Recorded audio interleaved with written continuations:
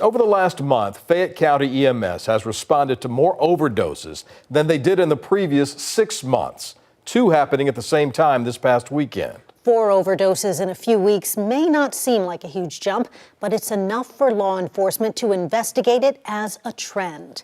KVUE's Malia Masamoto spoke with officials in Fayette County, about an hour southeast of Austin, about their message to residents to try and slow this trend.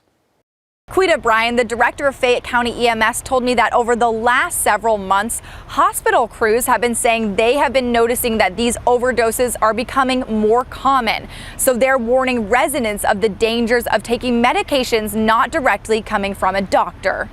It was only a matter of time. Another Texas town figuring out how to deal with fentanyl. As the more and more of this stuff that comes into our country, and the more and more this stuff's in circulation, it's obviously going to get here sooner or later. Over this past weekend, Fayette County EMS responded to 2 overdoses involving fentanyl at the same time. These 2 would make the 4th just in January alone. Just like to see it kind of multiple times in kind of the course of a couple of days or a week is super irregular. In contrast, during the prior 6 months, they only responded to 1 overdose. A lot of people are in this false sense of security that like, oh, small town America, like this couldn't affect us here. But Fayette County EMS Director Josh Vandiver is finding that's not the truth. He's now adamant about reminding residents of the major consequences of taking unknown medications. The only safe medication is one that you get from a pharmacy, one that you talk about with your doctor. But the county is working hard to mitigate these overdoses.